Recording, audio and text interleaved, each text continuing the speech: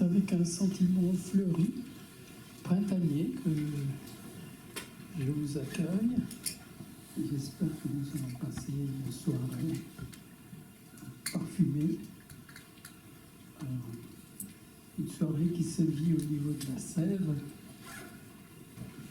plutôt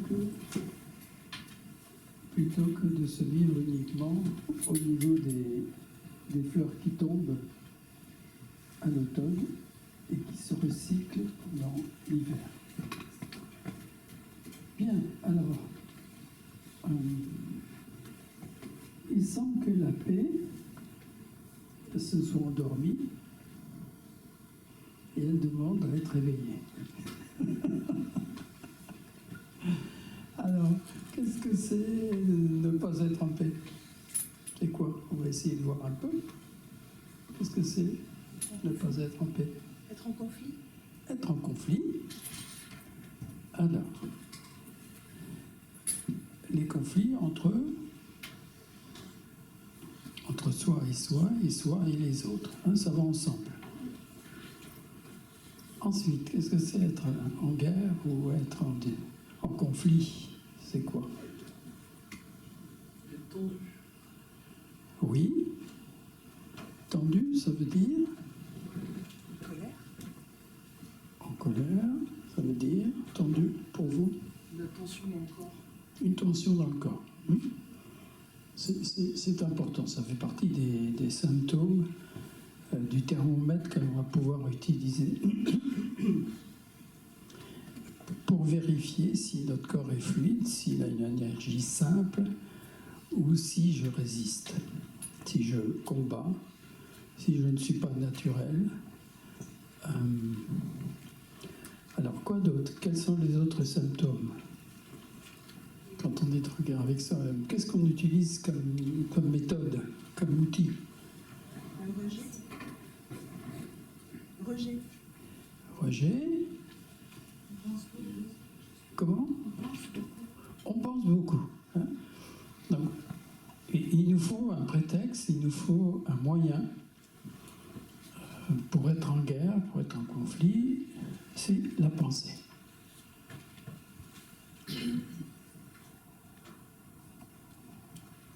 Ensuite, que pouvons-nous dire au sujet des pensées? Elle nous déporte. Oui, qu'elles nous déportent, des axes. Oui, vas-y. Est-ce qu'on va râler, on va se plaindre? Oui. Ensuite, que fait-elle cette pensée pour continuer à exister, pour continuer à ce que je l'utilise comme un instrument de paix? Elle va trouver à l'extérieur quelque chose qui vient fonctionner. Un peu plus fort? Elle trouve à l'extérieur quelque chose qui vient fonctionner. Oui, elle trouve l'extériorité qui va confirmer que j'ai tort ou j'ai raison. Cette pensée, on va dire, elle a besoin de l'extérieur et de l'intérieur, mais un combat entre l'extérieur et l'intérieur. Elle ne trouve pas d'assise, de tranquillité. Elle a besoin de trouver des prétextes pour continuer à s'auto-alimenter comme une pensée. Et elle a besoin d'autres pensées, d'autres personnes. Elle a besoin des événements extérieurs de la vie, du temps. Cette pensée se nourrit des émotions. Elle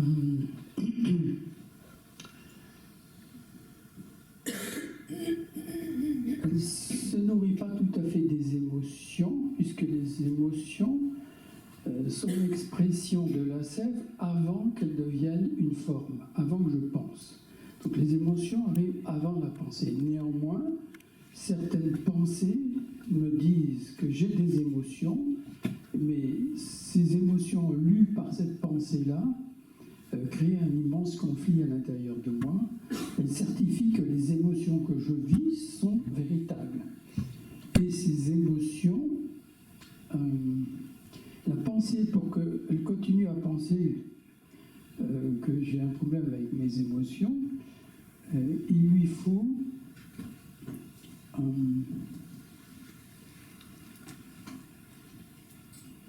il lui faut des traumatismes.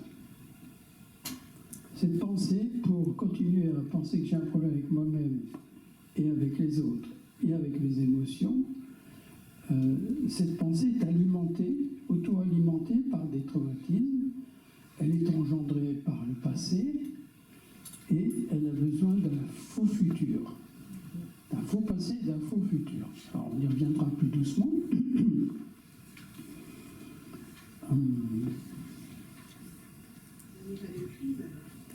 Oui, il s'alimente d'une crise permanente. Hein. Ceux qui ont l'habitude parfois de m'entendre, je parle d'un corps émotorsionnel. Émotorsionnel. C'est une activité pensante qui tourne en boucle à l'intérieur d'elle-même et qui a besoin de conflits, qui a besoin de s'imaginer des drames, ou qui a besoin d'utopie, d'angélisme,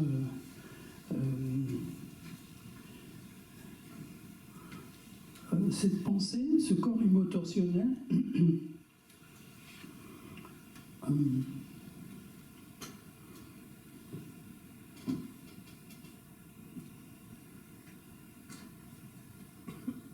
se référence à lui-même uniquement dans un plan connu. Il ne se référence pas lui-même en termes de nouveauté. Il ne peut pas mesurer ce corps émotorsionnel, il ne peut pas regarder dans l'instant ce qui est immédiat. Il ne peut pas voir le corps émotorsionnel pense. Le corps émotorsionnel est fait je vais y arriver. Mon sandwich qui passe pas bien.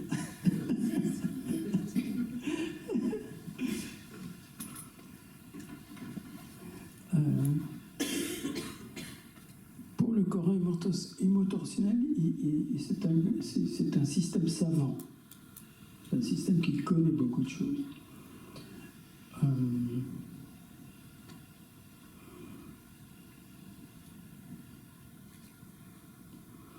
C'est un système très, très efficace, très performant. Donc ne nous leurrons pas sur la nature de nos résistances.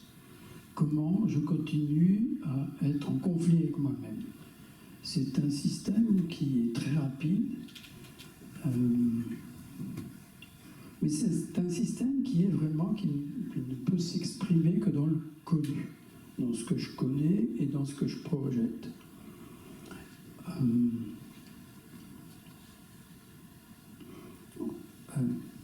Il a horreur, ce système mental, donc comme un ordinateur, hein, et ça tourne en boucle, vous aurez votre ordinateur, vous avez des milliers d'informations, puis si vous en voulez plus, vous allez sur Internet. Donc c'est un système informatisé où il y a beaucoup d'informations, mais qui concernent votre histoire, qui concernent votre mémoire, qui concernent votre, entre guillemets, votre personnalité. Et ce système n'accède pas à l'immédiateté. Il n'accède pas à ce qui est irréductible dans l'instant. Ce qui est irréductible à l'instant. Vous êtes tous des Gaulois irréductibles. Ça veut dire que dans cet instant,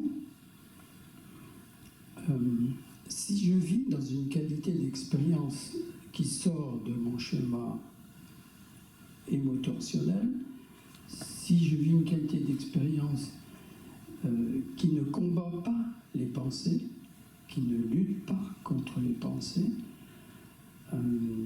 si je veux contrôler mes pensées, les manipuler, ce système s'auto-alimente et perdurera de lui-même à l'infini.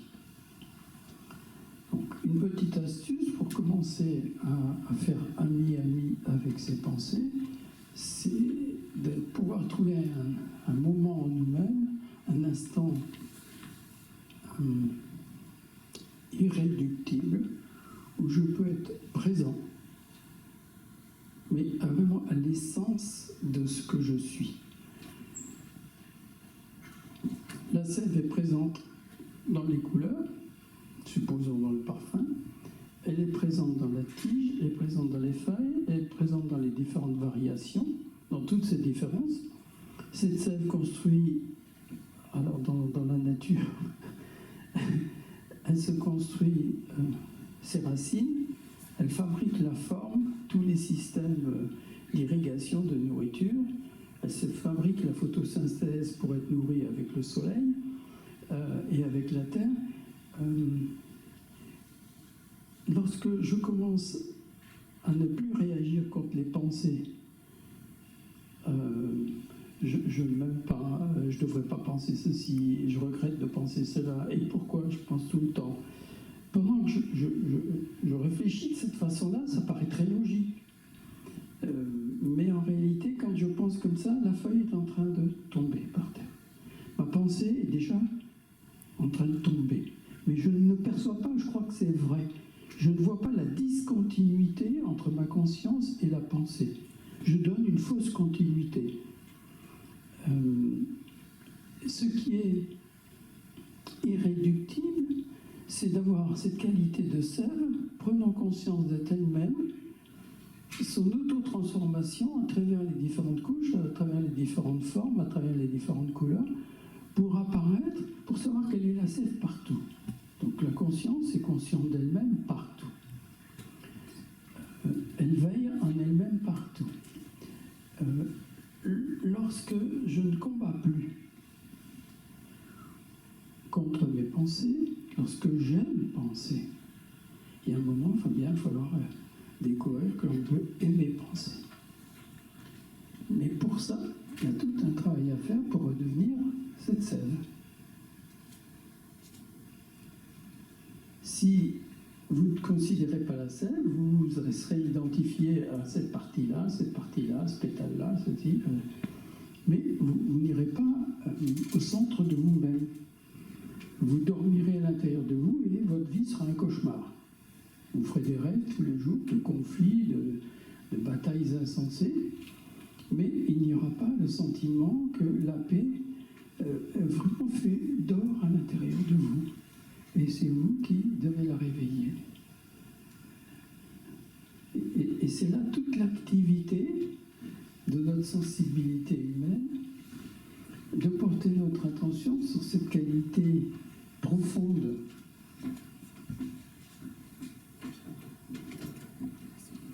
cette qualité profonde et de profondeur qui est à l'intérieur de nous.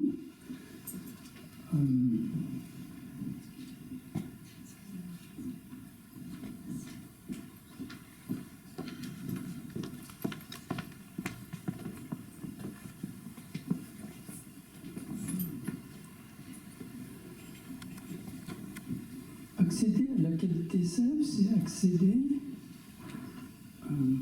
à l'origine des choses, à ce qui est vraiment ensemencé en nous, au plus profond de nous, sans le corps émotionnel qui va toujours justifier l'autre, qui va toujours justifier qu'il doit se défendre, doit se prémunir, et que l'autre est distant de moi, séparé de moi.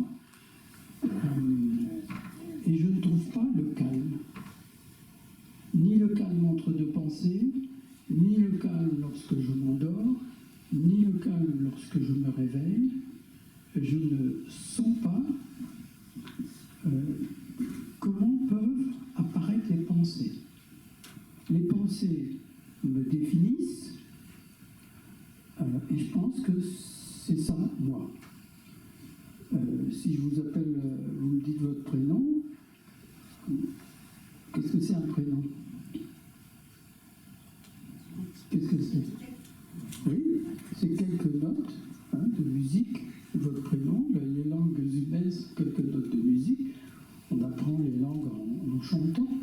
Quand on a bien repéré la musique, après on a donné une signification à la langue. Quand on était petit, le rose, on ne savait pas ce que c'était, on le mélangeait avec le jaune, avec le vert.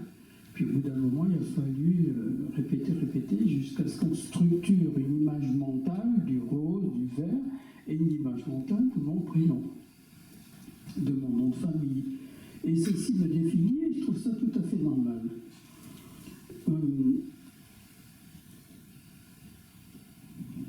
En réalité, je vais essayer de vous choquer un petit peu. Vous avez un grand-père et une grand-mère qui s'appelle Bing Bang.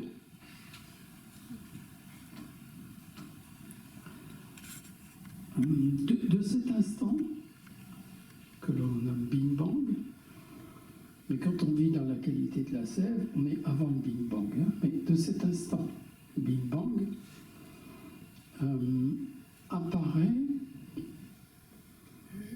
apparaissent, on va simplifier les choses, hein, apparaissent des atomes, des particules, et ces atomes particules vont se transformer au fur et à mesure pour créer des atomes de plus en plus lourds, des éléments de plus en plus lourds, la matière, la vie, la terre, vous. Donc vous êtes toujours habité des premiers atomes, vous êtes toujours habité par l'esprit du Big Bang. Qui êtes-vous vraiment?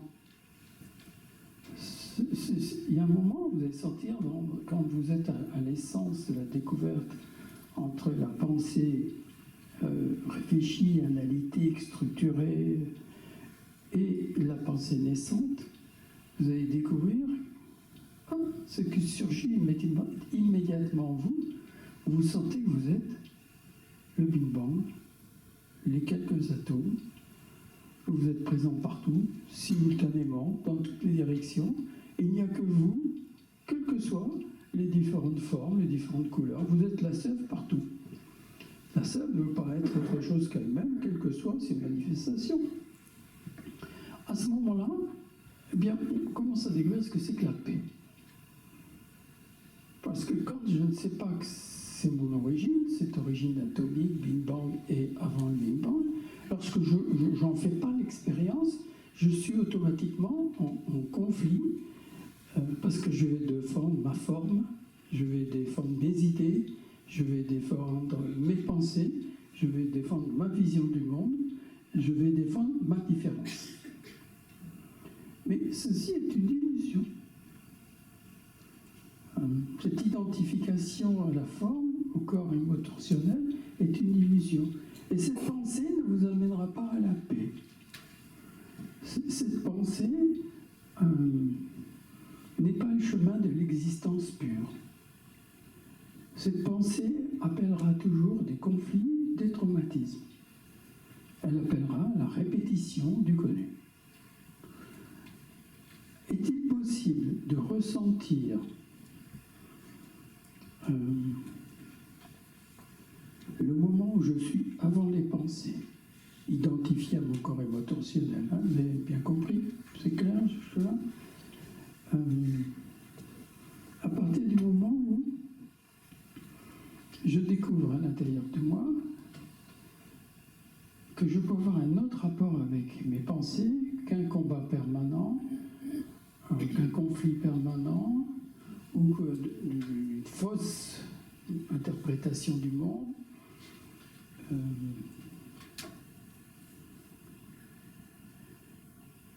Comment je découvre tranquillement ne plus lutter, ne plus être en guerre contre les pensées. Eh bien, première astuce, je vous donne quelques éléments, mais bien sûr, ceci, c'est pas parce que je vous donne quelques infos que vous allez les vivre. Ce ne sera qu'une information conceptuelle. Néanmoins, jouons comme ça à essayer de décrire un peu la nature des choses. Pour commencer à faire ami-ami avec les pensées, eh bien, je dois d'abord me rendre compte du moment que je pense. Je dois pouvoir lire mes pensées. Nous, on a souvent l'illusion, on pense à ça, puis on pense à ça, puis on pense à ça, on imagine, je ne sais pas si ça vous arrive encore, une petite contrariété. Que se passe-t-il dans notre esprit? on a un dialogue. Deux personnes, dialogue. Je parle avec moi-même. Je suis seul, mais néanmoins, il y a deux personnages qui vont commencer à s'agiter. Il y en a un qui va parler avec l'autre. Il y en a un qui va dire « Oh mon Dieu, c'est la catastrophe, je vais jamais y arriver, etc., etc. » Et en sourdine, il y en aura un autre qui va essayer de trouver des solutions pour que ça n'arrive pas ou pour augmenter le drame. Il y a une espèce de truc à l'intérieur de nous, comme ça, qui s'agite. Donc je ne lis pas mes pensées. Elles arrivent comme peut arriver une tempête de grêle. Ça fait beaucoup de bruit. Et je vais combattre contre tout ce bruit que je vais entendre dans ma tête. Comment je peux faire? Donc, ralentir le processus de la pensée, prendre conscience du moment où je pense, au moins, si je me dis « Ah, j'ai peur de ceci, j'ai peur de cela », au moins, hein, sinon c'est « j'ai peur de ceci, j'ai peur de ça », « oui, mais je vais faire ceci, oui, il m'a dit ça, et puis je vais faire ci, et puis... » Vous voyez, vous avez remarqué tous combien ce dialogue va très très vite quand on est contrarié, quand on a une peur, une inquiétude pour l'avenir. Vous avez remarqué comme ce dialogue va très très vite. On ne peut pas le ralentir. C'est clair pour tout le monde? Bien. La première astuce consiste donc à prendre son temps pour vraiment lire cette pensée.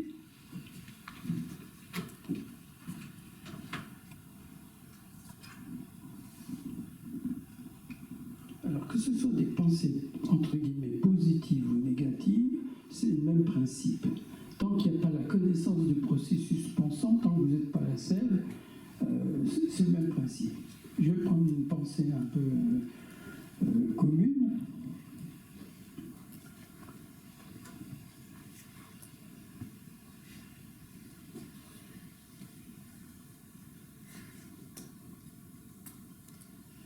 Alors, vous voyez, c'est comme si j'écris sur le tableau. Je dois prendre l'habitude. Je suis malheureux. Ça va très vite à l'intérieur de nous. Hein, je suis malheureux, je dois faire ceci, je dois faire cela.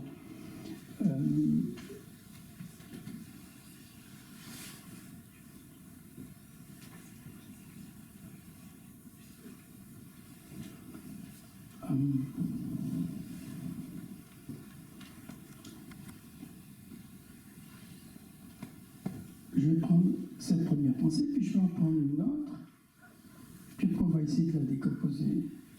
Je dois aller à Nice. Je dois aller à Nice, par exemple, la semaine prochaine.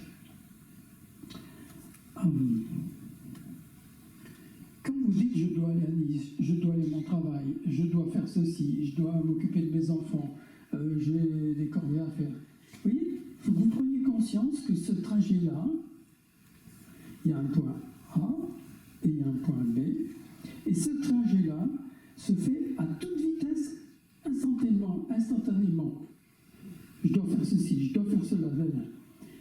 Que se passe-t-il pendant cela? Si je décompose un petit peu le processus, eh bien, je vais apprendre à me servir d'un élément, d'une référence.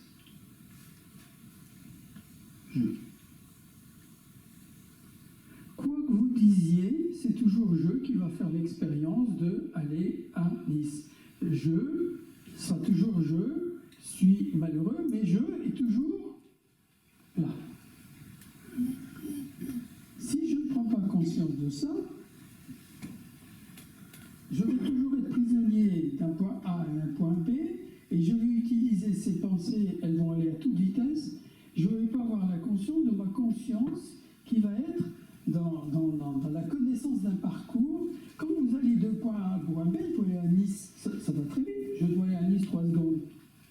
Mais est-ce que vous faites l'expérience de ce que vous êtes en train de penser?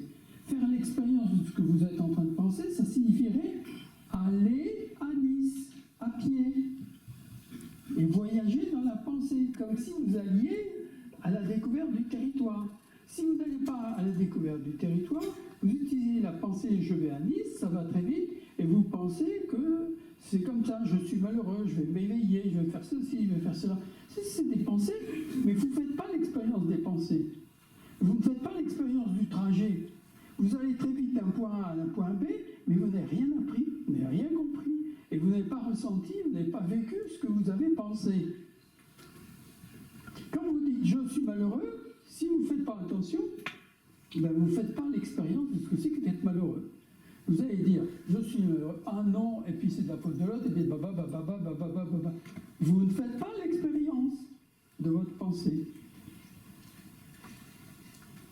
Parce que malheureux, ça rappelle avec des autres mémoires, des autres situations, et vous ne voulez plus revivre ça. Eh ben, il faut passer par là. Faire l'expérience de ce qui est dans chaque pensée. Une pensée, elle vous leurre sur la nature de l'instantanéité, des buts à obtenir, des pensées comme ça, elles arrivent à vous influencer. Je dois être éveillé. Et une pensée qui m'amuse beaucoup, c'est la pensée du fuyard. Vous connaissez le fuyard? C'est lui qui fuit. Hein, le fuyard. Bon, on peut le mettre au féminin aussi, si vous voulez. Alors, qu'est-ce que c'est la pensée du fuyard? C'est celui qui n'est jamais content d'être là, dans ce moment. Ce moment n'est pas intéressant. Là, dans ce cas-là, ce moment, dans un lien avec sa pensée. Hein, je suis malheureux. Mais il ne veut pas être là. Ou le fuyard qui est en retard, qui est dans l'activité, qui n'est jamais content de l'endroit où il est, comme son corps est, comme sa femme est, comme les difficultés sont, comme est sa santé, comme est son âge. Et le fuyard. Il ne vit pas l'instant présent, cet instant qui est irréductible à cette instantanéité d'être la self faisant l'expérience de ce qu'il pense, ou de ce qu'il ressent, ou de ses émotions, ou des actions accomplies. Il ne fait pas l'expérience de tout ça, il s'en fout. Il fuit. Alors, que fait le fuyard? Donc, celui qui vit pas l'instant présent, celui qui n'est pas bien, celui qui est malheureux, celui qui ne se sent pas en paix, celui qui fait des conflits, c'est un fuyard. Et l'hypothèse du fuyard, elle est très simple. Je dois fuir ce qui est immédiat. Ça ne me convient pas. Je dois trouver d'autres choses dans ma vie pour aller mieux, pour découvrir ce que c'est que d'être en paix. Vous sentez ce que c'est que le fuyard? Bien.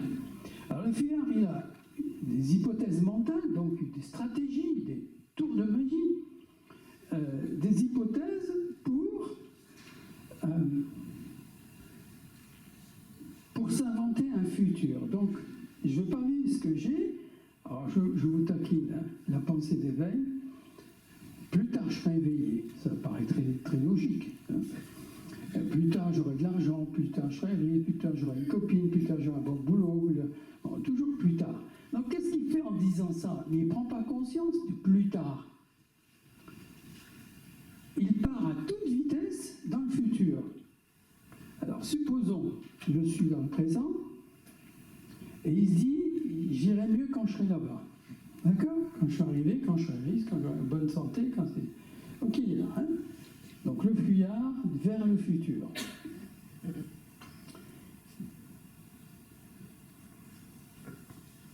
Ce qui l'intéresse, c'est pas le chemin qu'il parcourt en pensant à ça. Ce qui l'intéresse, c'est l'arrivée. A et B. Ce qui l'intéresse, c'est l'arrivée de l'autre côté. Que fait le fuyard? Il s'imagine que le futur existe, qu'un autre endroit existe, où il sera mieux que ce qu'il est. Mais que fait le fuyard pour s'imaginer aller dans le futur? Je suis pas là, je suis pas là, je suis pas là, je ne sers à rien, je connais rien, je peux pas apprendre, je peux pas me transformer, je peux pas me corriger. Puis il arrive ici, je suis dans le futur, qu'est-ce que j'ai appris? Rien. Parce que je n'ai pas appris à découvrir que même si je dis demain je dois aller à Nice, si je ne découvre pas ce trajet dans ma conscience, il ne va pas découvrir Demain, je vais à Nice. Il va s'apercevoir de quoi? Est-ce qu'il est absent quand il dit demain? Est-ce qu'il peut aller plus vite que ce qu'il est? Demain, je vais aller à Nice. Est-ce que je vous a quitté en disant je vais aller à Nice? Quand vous dites je suis malheureux, mais vous êtes toujours je, faisant l'expérience de je. Après, vous pouvez vous habiller de aller à Nice, malheureux, bonne santé. Mais si vous ne faites pas l'expérience de je, se déroulant lui-même, étant l'ouvert lui-même dans l'instant présent, vous serez un fuyard du futur.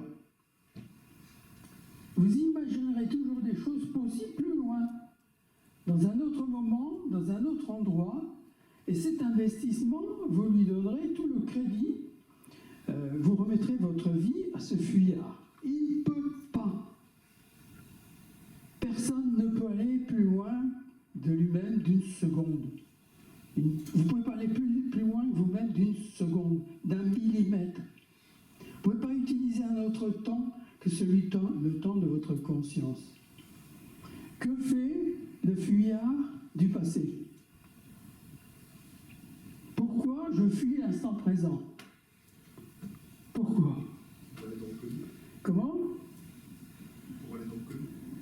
Dans le connu du passé. Oui, parce que dans le passé, il y a du connu, et souvent, c'est du connu ou malheureux ou du connu heureux. Donc j'ai la nostalgie des choses qui se sont roulées dans mon passé, et donc j'y pense. Le côté nostalgique, j'ai été amoureux.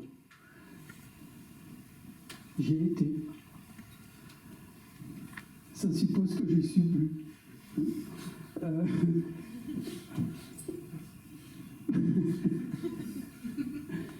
Toute tentative de fuir dans le passé, pareil. Si je ne fais pas l'expérience de ma pensée en train d'explorer ma mémoire du passé, je vais donner à mon passé une certaine force, une certaine énergie, une certaine créativité, un lieu où je ne suis pas ici. Mais si vous allez dans le passé, vous êtes toujours ici. Si vous allez dans le futur, vous êtes toujours ici. Alors vous allez vous occuper quand de vous? Vous allez vous occuper quand? De quand? Allez vous occuper de jeu. Faisant l'expérience de jeu, étant la scène, se déroulant elle-même pour former sa vie, son corps, les autres, etc. Vous sentez ce que c'est que le fuyard? Hein, c'est clair? Bien. Donc un fuyard est quelqu'un qui doit courir très vite, ou devant ou derrière. Alors, quel est le défi pour lui? Il faut au moins, si je veux fuir ce que je vis dans cet instant, il faut au moins que je fuis plus vite que la Terre qui tourne en ce moment. Il faut au moins que j'aille à 2000 km/h. Si je veux gagner une seconde sur la vitesse de rotation de la Terre, il faut que je... Hein. Mais comme j'habite au milieu des galaxies et que celles-ci tournent à 2,3 milliards km par seconde, donc il faut que j'aille plus vite que 2,3 milliards km par seconde. Et pareil dans le passé. Ça veut dire qu'il faut que j'aille plus vite que la vitesse de la lumière. Est-ce que j'en suis capable? Oui et non. Non, quand je le fais avec ma pensée de kilométrage, de vitesse, d'heure, de l'histoire de l'évolution. Et oui, lorsque je découvre que je suis le Big Bang. Et avant le Big Bang. Et c'est la chose la plus naturelle qui soit. Et là, tout doucement, on va découvrir ce que c'est qu'un vrai calme. Un calme créateur. Un calme où tout vraiment c'est de la nouveauté créatrice. C'est de la nouveauté innovante.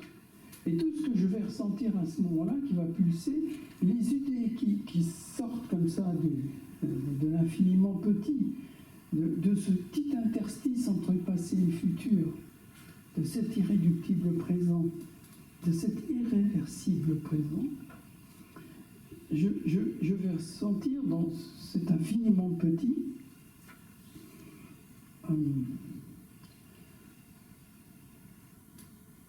ce que c'est que d'exister avant le temps de la pensée, avant le temps horloge.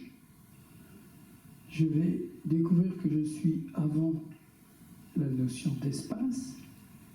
Je vais découvrir que je suis avant l'image que j'ai de moi.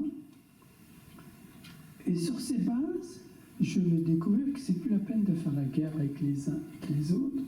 Et je vais sentir que les pensées qui surgissent, qui apparaissent, elles apparaissent du mystère de la vie, elles apparaissent et disparaissent. Elles apparaissent et disparaissent. C'est en apparaissant qu'elles disparaissent, mais elles ne restent pas. Ce qui reste tout le temps présent, c'est je. Et regardez bien, quand vous avez des conversations entre vous, alors, j'insiste un petit peu sur la notion de jeu.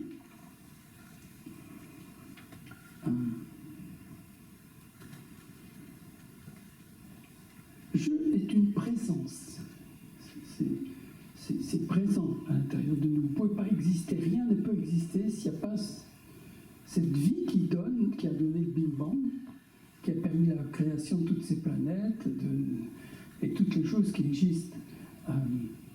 On sait même au niveau de l'ADN que l'on partage presque tout avec les animaux. Donc finalement, vous êtes le premier oiseau, le premier papillon, la première plante. Enfin, tout ce qui existe, c'est vous. Hein. Alors, vous pouvez penser contre vous que c'est pas vrai, mais ça, c'est une pensée. Vous pouvez mettre en place le temps, oui, mais moi j'étais là, oui, mais ça, c'est la feuille. Quand vous raisonnez comme ça, la feuille est déjà tombée. Votre pensée est caduque et vous continuez à vous accrocher sur la pensée morte, la feuille morte qui tombe. Comme un goéland qui vole, et puis il y a une chure comme ça qui descend, et vous, pour analyser ce qui se passe, pour être vivant, ressentir le mouvement du goéland, bah, vous descendez avec la chure, et puis vous l'analysez. Pendant toute sa durée. Bon, c'est pas exclu, hein, mais je me demande si c'est comme ça que vous allez remonter dans le goéland. Si vous avez trouvé l'esprit du goéland.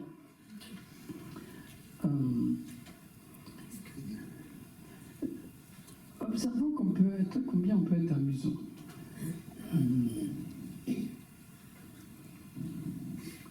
Dans le quotidien, lorsque vous vous adressez à quelqu'un, et vous avez une histoire à lui raconter, alors, donnez-moi un exemple. Je vais bien, j'ai mal, j'ai chaud, j'ai froid, il fait bon, il fait pas bon, etc., etc. À quoi portez-vous votre attention? Vous dites, je suis malheureux, je suis triste. Qu'est-ce qui vous intéresse? C'est triste? C'est malheureux? C'est colère? C'est pas je qui vous intéresse. Je vous en foutez complètement. La naissance de l'apparition de la pensée, celle qui vous définit dans votre sentiment intime de présence, celle qui vous fait plonger pour dormir le soir, c'est je qui vous emmène dans le jeu. C'est pas la pensée qui vous fait dormir, vous savez bien.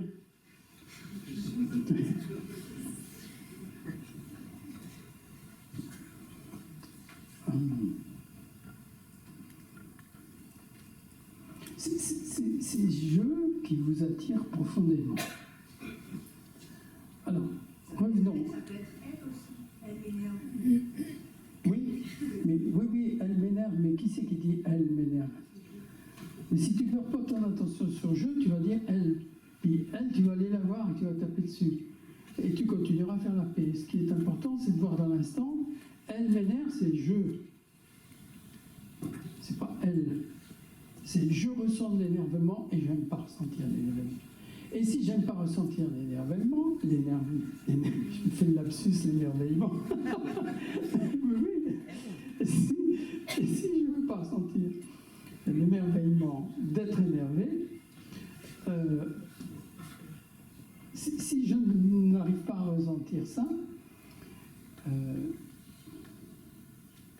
être énervé d'être énervé.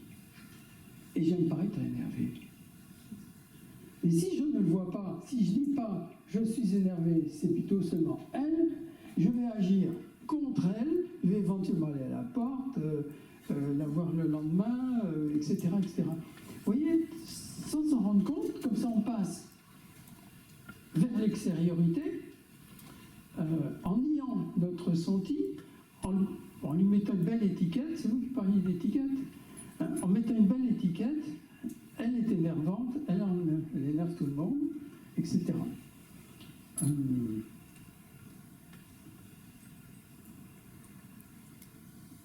Donc, en résumé, si j'essaye de simplifier quelque chose qui est très abstrait,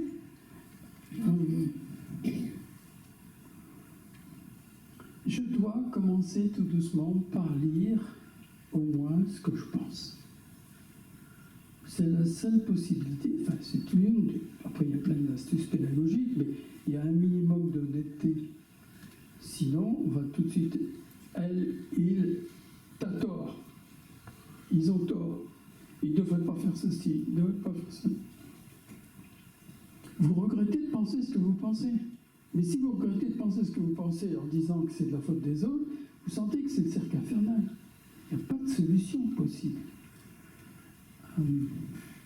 Commencez à ralentir le processus de la pensée pour être conscient de la pensée que vous pensez et tout doucement vous allez vous découvrir qu'il y a des zones de... dans un premier temps, quand on n'a pas l'habitude, il y a des zones de résistance. Vous ne voudrez pas faire ça. Ça ne vous intéressera pas. Vous préférez penser que vous n'arriverez pas, que c'est trop difficile, mais ça c'est encore une pensée, plutôt que d'essayer de faire l'expérience. Donc on va monter sur une chose très très simple, là. On va mettre en place des résistances absolument incroyables pour ne pas vivre le sentiment d'être malheureux. Comment faire en pratique cette expérience-là? Oui, c'est ce que je suis en train de vous dire. Ouais. Hein, c'est comment je fais en pratique pour faire cette expérience-là. Eh bien, c'est je suis malheureux quand vous sentirez que vous êtes malheureux. Quand avant de vous endormir, vous sentez malheureux. Quand dans la bonne journée, vous vous sentez malheureux. C'est de lire ça et de rien penser d'autre que ça.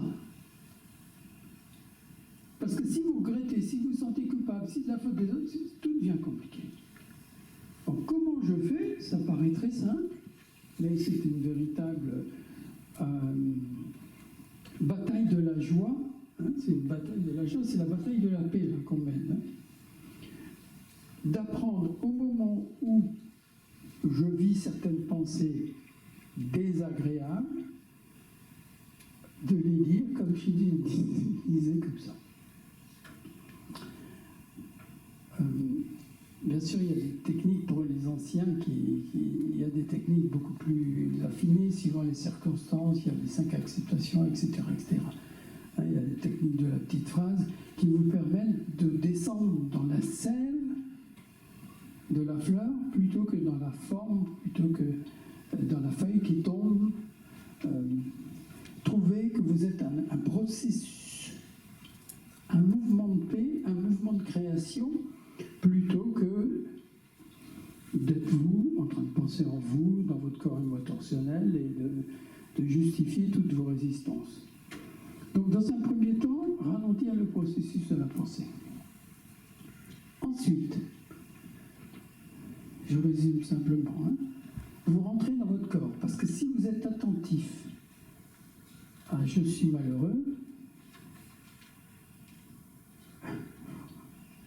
vous devez apprendre à le ressentir, ça, à le vivre. Je suis malheureux, c'est quand même pas rien. Ça fait des années que vous avez cette impression. Hein? Donc il sera très judicieux de faire l'expérience de ce que vous pensez. Je suis malheureux. Et vous verrez, lorsqu'on devient de plus en plus subtil et amusé,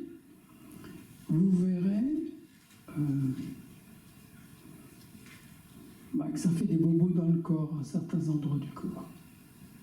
Vous avez un thermomètre pour voir où vous en êtes avec votre pensée, c'est votre corps. Deuxième chose. Première, conscient des pensées mentales. Deuxième chose, le thermomètre pour voir si j'ai une bonne température au niveau de la paix, au niveau de la guerre, mon corps. Mon corps va être la référence de mes pensées.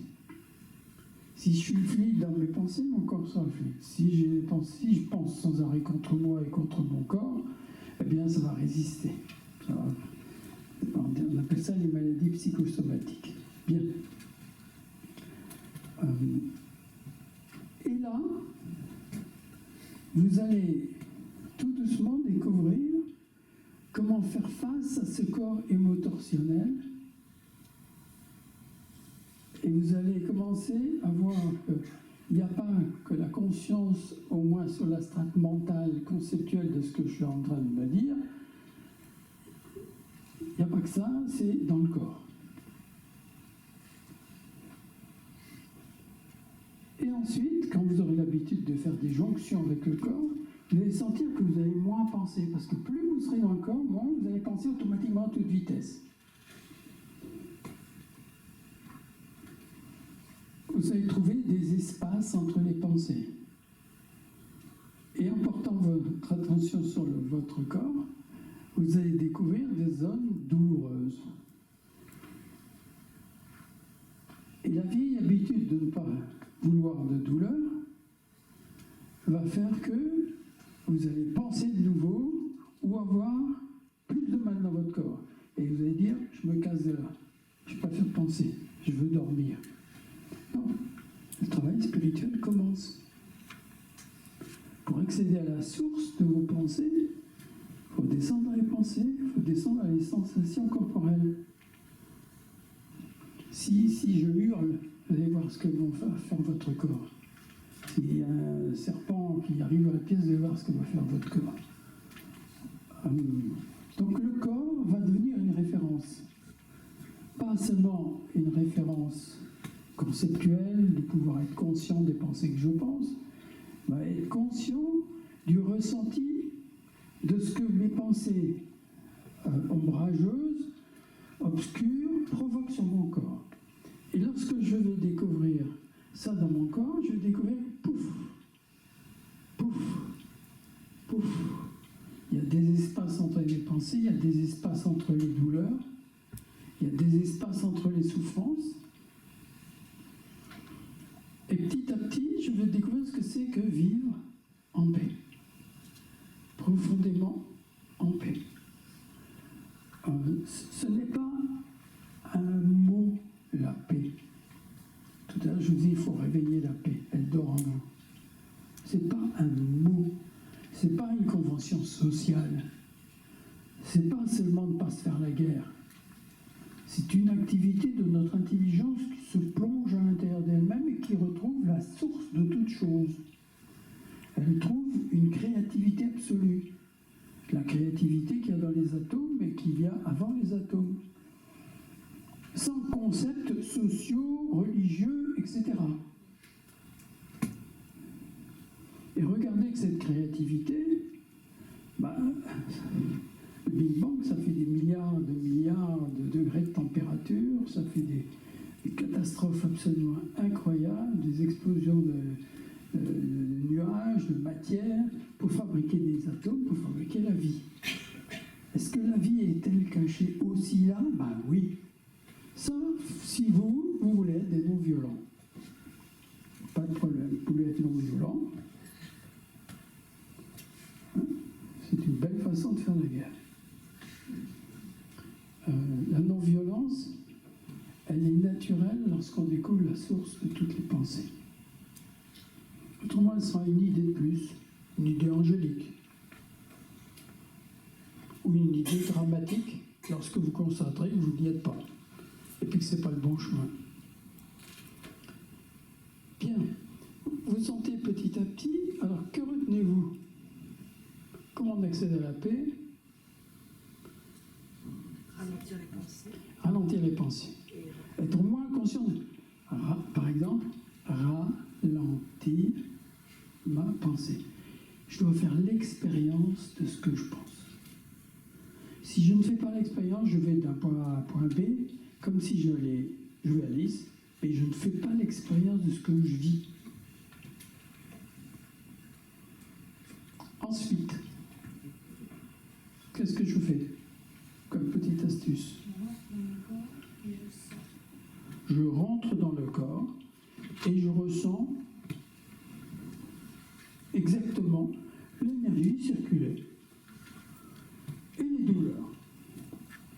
Vous voulez pas ressentir de douleur? Ok. Votre corps, pour guérir, il vous fait mal. Vous voulez pas que ça se passe comme ça? Et pourtant c'est comme ça. Vous donnez un coup pour enlever le bleu, ou si vous coupez voilà, le doigt, ça fait pas mal? Si. Et qu'est-ce qu'il fait le corps? Il répare, il guérit. À travers la douleur. Vous voulez pas souffrir? Parce que vous imaginez plein de pensées, ben vous continuez à souffrir. Vous n'apprenez pas. Il va falloir apprendre de ses souffrances, apprendre de ses douleurs, apprendre du corps comme il est, apprendre ce qui est naturel.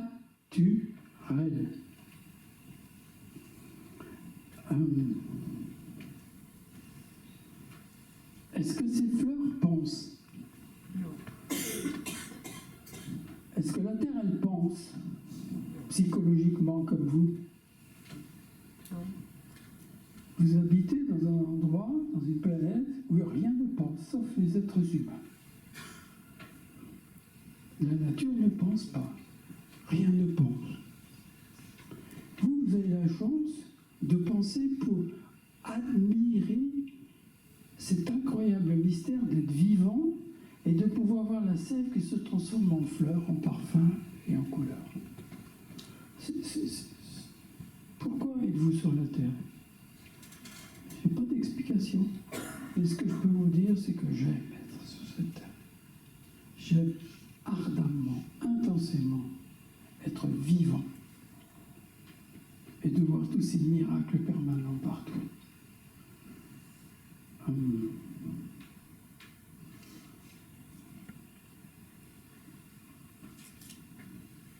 Découvrir ce silence intérieur,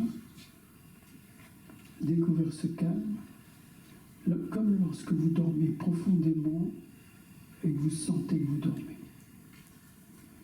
Ou simplement le lendemain matin, un bon feeling, vous êtes reposé, vous n'êtes pas assailli par toutes les pensées, par tout ce que vous devez faire, qui défile à toute vitesse d'un point A à un point B. Je dois faire ça, je n'arriverai pas à ceci, je veux... Et en faisant comme ça, naturellement, la journée, vous essayez de faire un truc, puis après un autre, puis après un autre, puis après un autre, puis...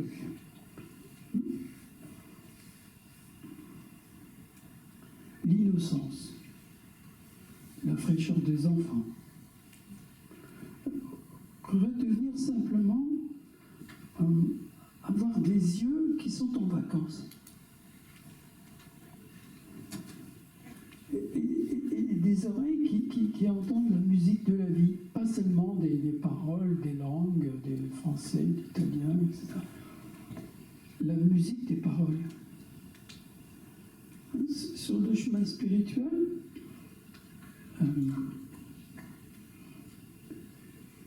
le parfum de l'essence de notre existence est un voyage fabuleux. Mais pour ça, il faut apprendre aussi à être responsable de notre fraîcheur, de notre innocence.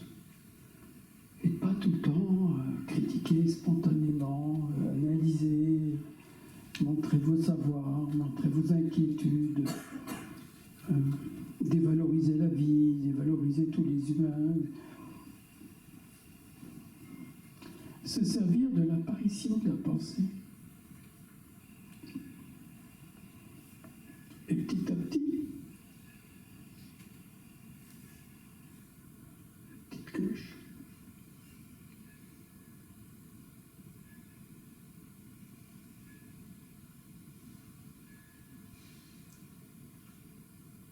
fait de la musique, elle a vu comment elle vous a aimanté.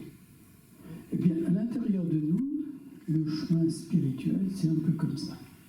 Il y a un moment où on se sent aimanté de l'intérieur. Il y a comme une musique avant les paroles.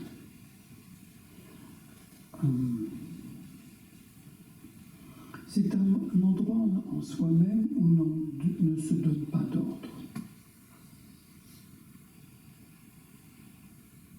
C'est un endroit où on ne va pas analyser, comparer ce que l'on ressent. On va s'émerveiller de ce que l'on ressent. C'est un endroit qui est aussi évident que quand on était tout petit, on a envie de jouer avec les copains, avec les copines. C'est envie de jouer avec l'innocence. Et se sentir aimanté, non pas par les explications, les savoirs, les rapports,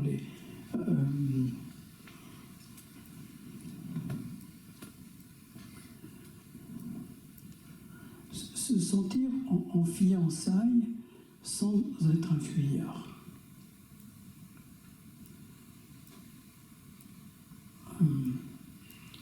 Se ressentir vraiment amoureux, béni d'être en vie, absolument, c'est inouï la vie. C'est inouï d'avoir comme grand parole le Big Bang, toutes les particules, tous les atomes, et pouvoir goûter à cela à partir de la pensée pure, de la pensée qui apparaît, disparaît.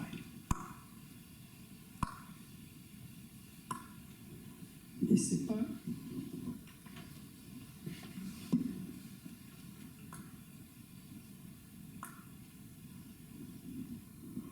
et à un moment on va entendre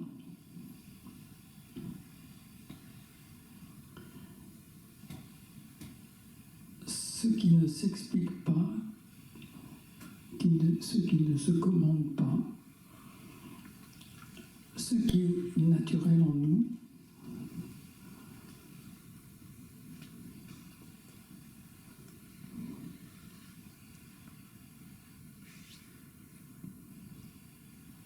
C'est que personne n'a jamais pensé, parce que on préfère s'aimer.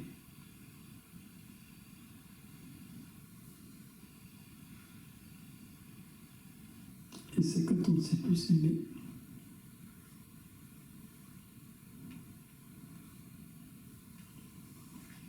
qu'on va commencer à chercher, comme des exilés, comme des migrants.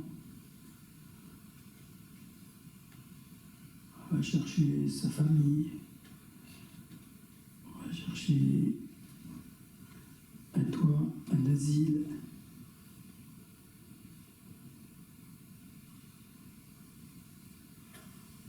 Un lieu de sécurité, de paix, mais il est toujours en vous, dans votre corps, au milieu du processus des pensées.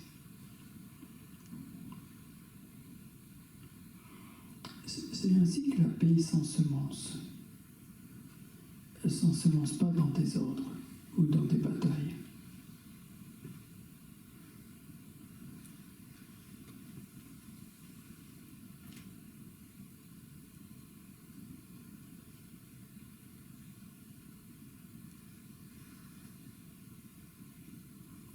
Ce qui est inouï, c'est que ce soit en nous. C'est au centre de toute notre activité, de tous les atomes, de notre ADN, c'est au centre de tout.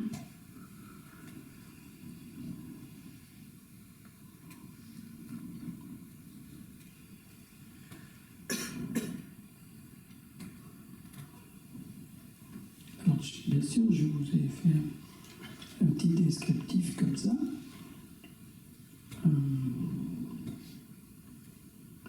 Mais les mots ne servent à rien s'il n'y a pas une expérience derrière. C'est pour ça que j'ai l'immense plaisir de voir des amis qui viennent l'enseignement et qui vivent ces expériences. Dans l'enseignement, personne ne se fait persuader, manipuler, bricoler. On fait l'expérience. Chacun de nous faisons l'expérience. Et chacun d'entre nous sème un petit moment, une petite parcelle de paix dans le paradis en chantier.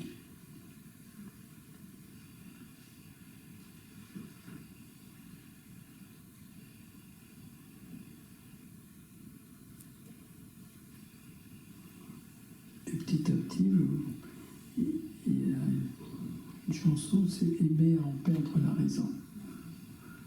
Vous allez perdre la raison.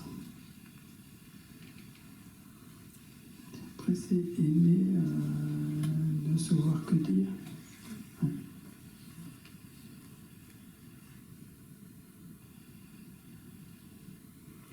Et du coup, vous aurez moins envie de vous opposer. La façon dont vous alliez vivre votre paix intérieure, votre calme, votre sérénité, cette joie profonde qui est première à toute réaction, ça va apparaître dans vos mots, dans vos intonations, une façon de voir, une façon de recevoir. C'est ça qui va se fleurir dans les relations humaines. C'est ça qui va faire la paix. Ce n'est pas les conflits,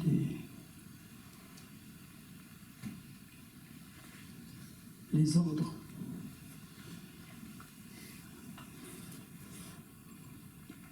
Qui vont structurer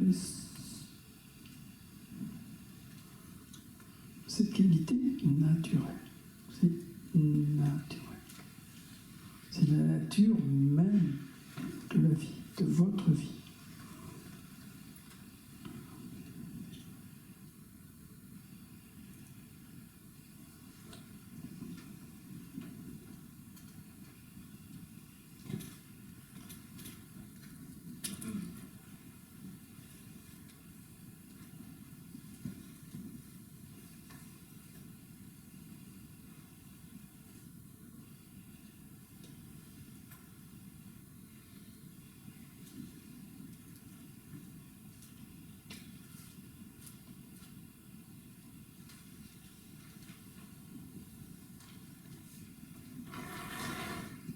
Si vous avez quelques questions, je vais essayer d'y répondre.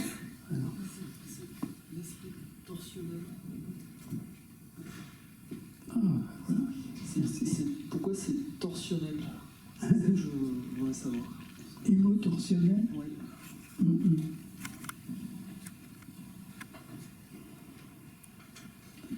Tu préférais pas faire l'expérience plutôt que de savoir une définition? Ah si, je veux bien. Si, je veux bien faire l'expérience.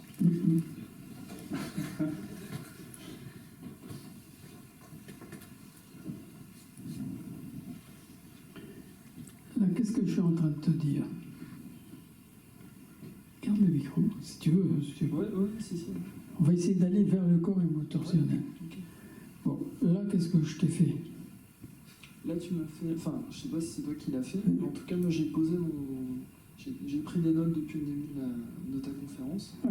et là, je l'ai posé, tu vois, pour revenir dans le corps. D'accord, bien.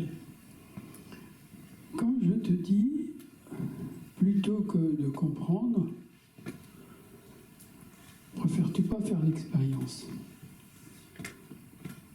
Ça n'a pas bougé, ça n'a pas fait de vague chez toi? Tu t'es posé. T'as posé. Ouais. T'as eu aucune émotion particulière? Bah là, quand tu viens de le redire, j'ai senti de la joie, en fait. D'accord. D'une espèce d'excitation. D'excitation. Ouais. Hein? Ouais. Voilà. Parce que la joie, je suis en train de m'approcher de toi, tu vois.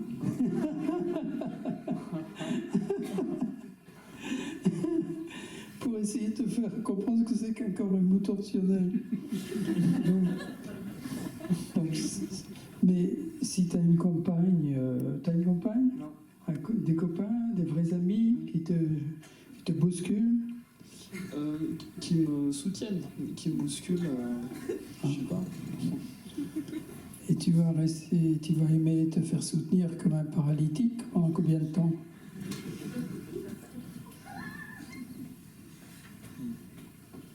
Ça raconte quoi le corps émotionnel? Ça bouge dans le ventre. Voilà, très bien, très bien. Tu vois, c'est ça le corps. C'est ça le corps. C'est l'instant où ça travaille dans le corps. Et là, et c'est insupportable parce que ça fait très mal. Et puis, on va se sentir remis en cause dans ce qu'on pense, dans ce que l'on est. Mais ça, tu n'as pas besoin de moi, tu le fais systématiquement quand tu demandes de l'aide à tout le monde en te rendant victime de la vie. Les amis, c'est ceux qui te rentrent dedans, qui te disent « Hey, stop, laisse tomber tes béquilles, tes systèmes d'assistance, de soutien. Joue avec nous, prends des risques. »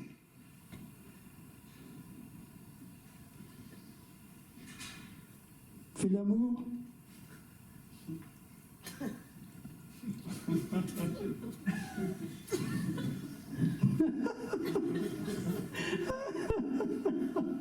Comment c'est ton prénom?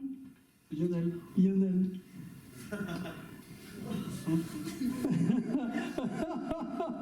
C'est Lyon qui a rigolé, non? C'est Lyon? Notre petit lion.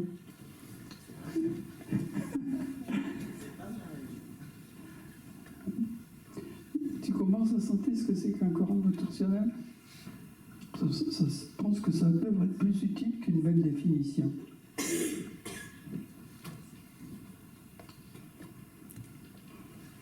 Mais c'est important, tu vois, c'est très important de ressentir ces moments de résistance, ces moments de réaction dans le corps. Et là, tu l'as senti dans le corps, dans tes tripes, c'est très important. Et quand on le ressent dans son corps, dans ses tripes,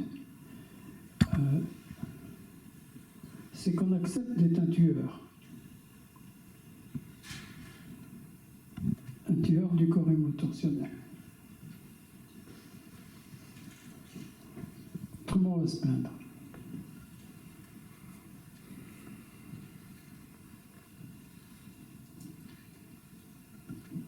C'est bon? Ouais. Merci. Merci.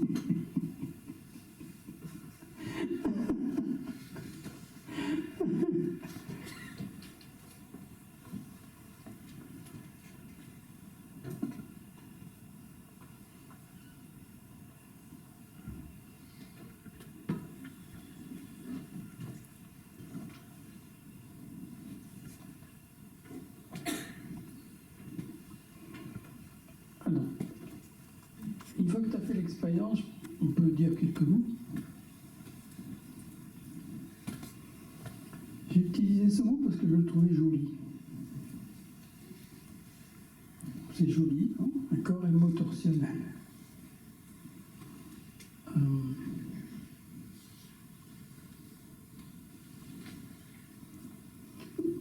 Tu comprends que c'est vraiment un système mécanisé.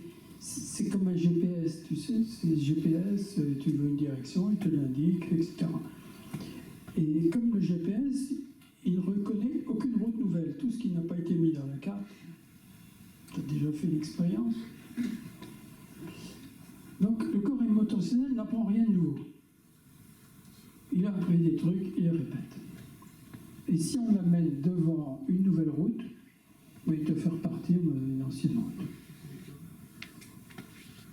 Donc le corps émotionnel n'apprend rien. Il n'est pas là, il est là pour protéger les vieux systèmes de référence à la survie, etc. C'est très bien. Il a eu sa place. Il a protégé la vie pendant un moment, comme avant que le papillon puisse s'envoler, il devient 8 fois, il subit 8 métamorphoses dans un cocon. Et le cocon, donc, il grossit, il mange à l'intérieur, il est toujours le même, il n'y a rien de changé. Puis, deuxième sortie, il fend sa coquille, il remange, il refait une coquille, il refait un cocon. Donc, le corps émotionnel le protège, comme ça, vient un moment. Et puis, quand ce chenille devient papillon, ce même corps, cette même vie, cette même personne, entre guillemets, bien, va utiliser une autre vie, un autre corps, tous des éléments nouveaux par rapport à ce qu'elle était, pour profiter d'un autre événement de la vie. Hein, l'événement de la vie, c'est de se sentir puissant mais modeste, humble mais déterminé, irréductible au présent. C'est-à-dire que tout ce qui n'est pas dans le présent,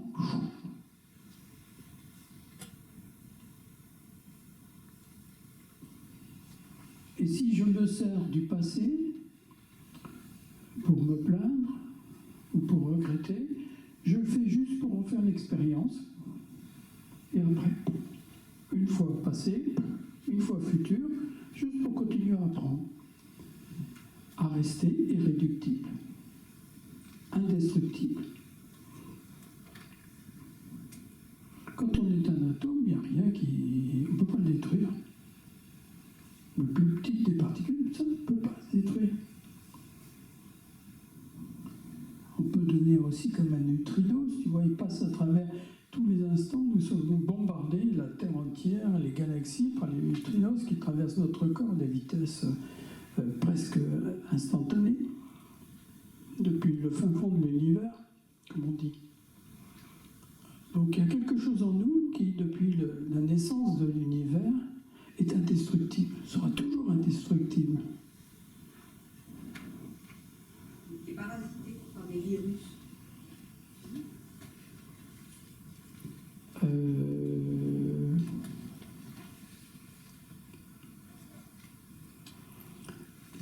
Je comprends ce que tu veux dire, hein, mais ce qui est indestructible ne peut pas être parasité par des virus, sauf si toi tu le penses dans ta tête maintenant.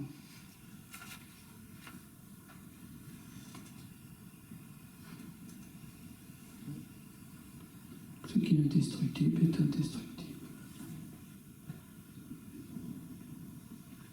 C'est ce que nous sommes à l'intérieur de nous. Sinon, on va chercher des explications et nous la repartie dans le corps émotionnel. Je suis d'accord que la vie ruse, mais c'est la vie, c'est pas seulement le virus.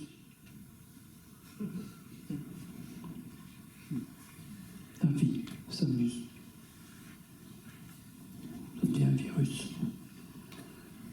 Ou un vie français, ou un vie anglais, comme tu veux. Mais c'est la vie.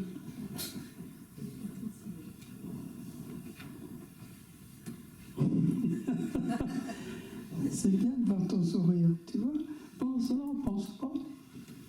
Allez, tranquille, on n'essaie pas d'aller chercher notre pensée, ou quoi. Petit moment de silence, de tout. Il faut bien ressentir ce moment-là dans le corps. Le moment où tu as un sourire, quelque chose t'amuse.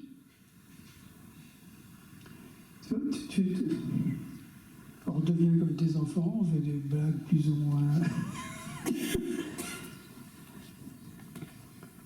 et à ce moment-là, on ressent ça dans le corps, tout de suite, puis dans notre esprit. Qu'est-ce que ça fait dans tes émotions tout de suite?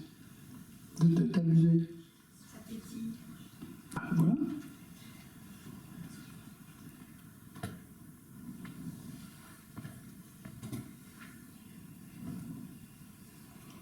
Et ça, très, très physiquement, on va ressentir dans le corps ces pétillements, ces petites particules d'énergie, comme si des milliards de neurones se donnaient la main à un moment et dansaient ensemble, sans chercher autre chose que la danse qu'ils sont en train de faire. Et ça, ce qui est extraordinaire dans la voie spirituelle, c'est d'en faire l'expérience dans le corps. Il ne faut pas que ça devienne une idée, un concept.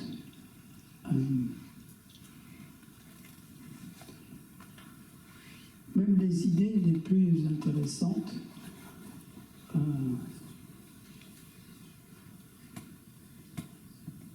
elles ne donnent pas l'expérience. seules expériences permettent de rendre les idées vivantes. Et concrètement, c'est dans notre corps que ça se passe. Alors, au début, ça fait drôle parce qu'on a un corps, on n'est pas trop habitué à certaines manifestations simples, humaines, heureuses, paisibles, stables, quelque chose qui soit aussi, un calme qui soit aussi solide que nos os. On a été conçu dans un corps. Oui, comme on est conçu dans le corps des atomes, et d'ailleurs nos atomes habitent toujours notre corps. Et notre corps n'est fait que d'atomes. Hein. Donc on est dans le corps des atomes. Et puis dans le corps avant le Big Bang qui a donné naissance aux atomes. Alors, ressens, on ne va pas chercher des idées. Hein, ressens. Je comprends, c'est intéressant. Après, tu peux faire des associations. Mais ressens que ça pétille. Et que ça peut devenir une activité. La paix d'or, est-ce que je vais la réveiller?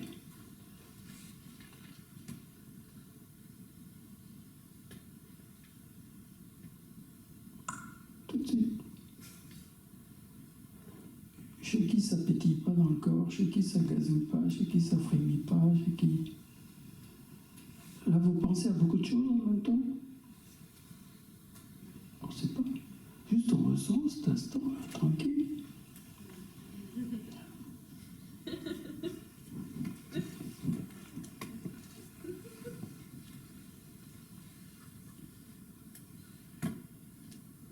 On ressent sans penser.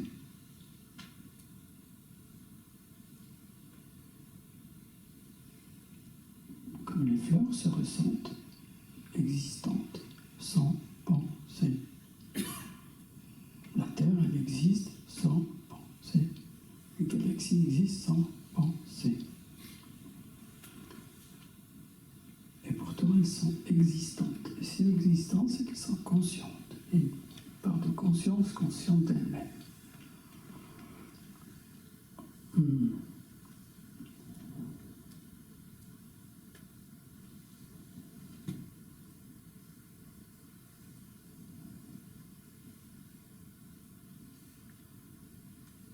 Et à un moment, vous découvrez que le monde existe sans votre pensée. Là, vous commencez à être en vacances.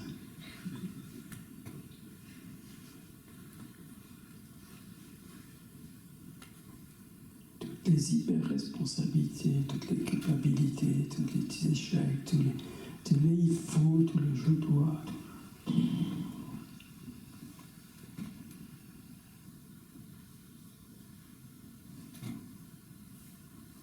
À ce moment-là, vous apprendrez à entrer en existence naturelle.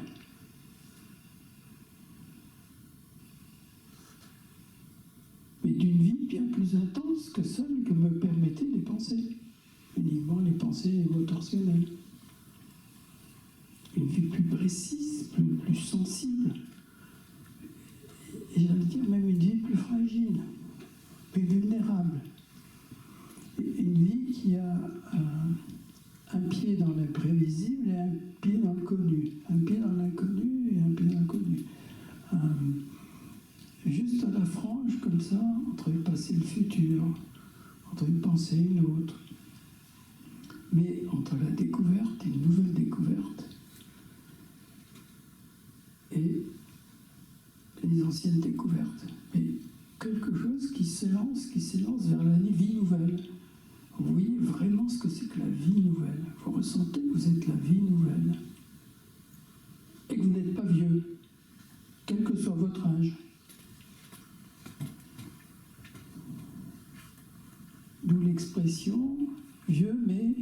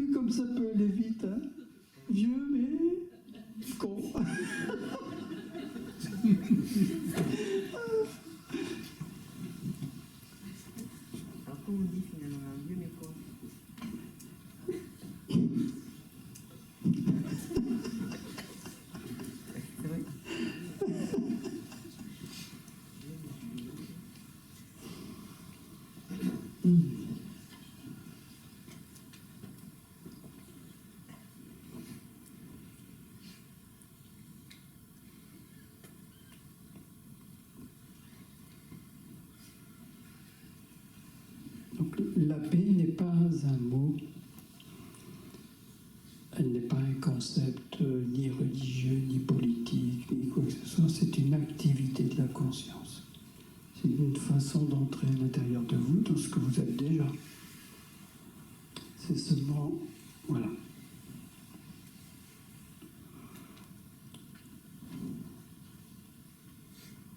Si vous abandonnez les prêts à penser,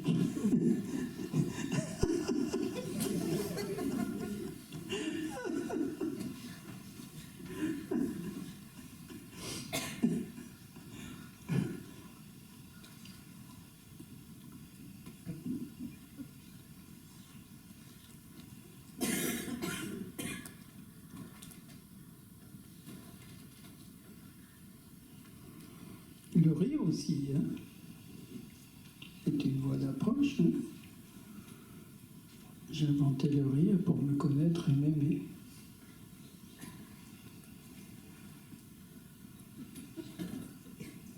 Il est con aussi, âgé. Comment? Le rire est con aussi, mais pas âgé.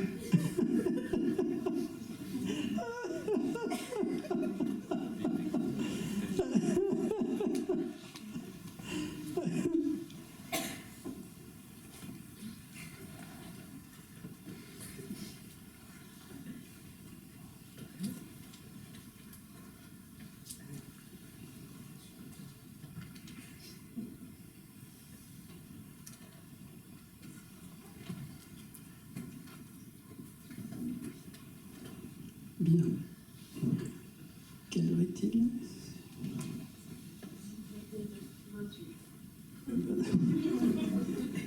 2 minutes.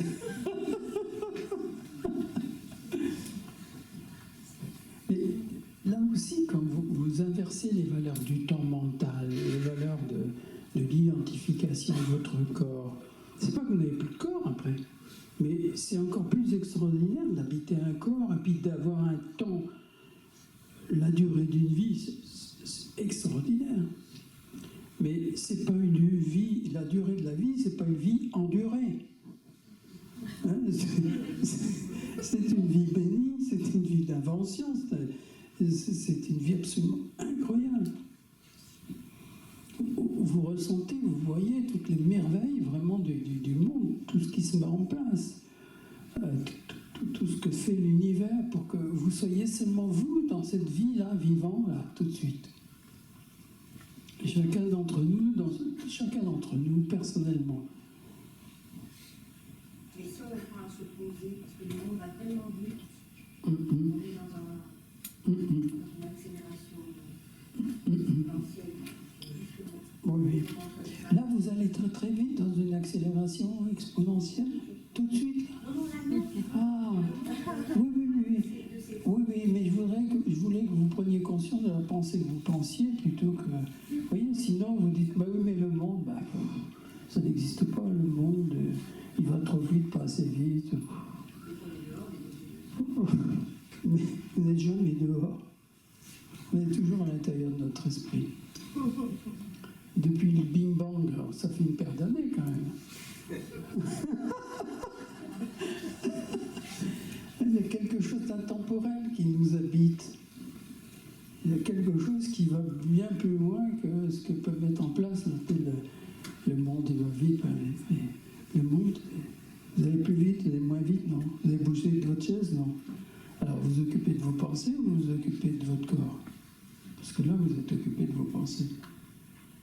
Et là, vous êtes reparti dans le corps émotionnel. Même si c'est pour faire un trait d'humour, et pour avoir une réflexion où on prolonge, ben oui, la vie c'est comme ça, d'accord. Après, on peut jouer la vie, voir ce qui a amélioré, mais à partir du calme, à partir de quelque chose d'immuable, à partir de quelque chose qui fleure l'essence de la vie, pas à partir de nos peurs, pas à partir de nos projections qui sont devenues des objets.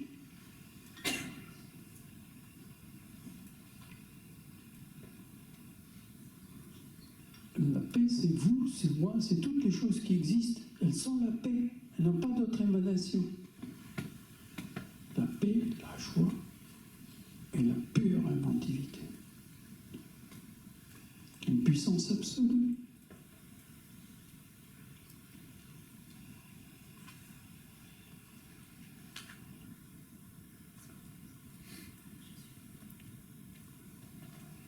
Bien.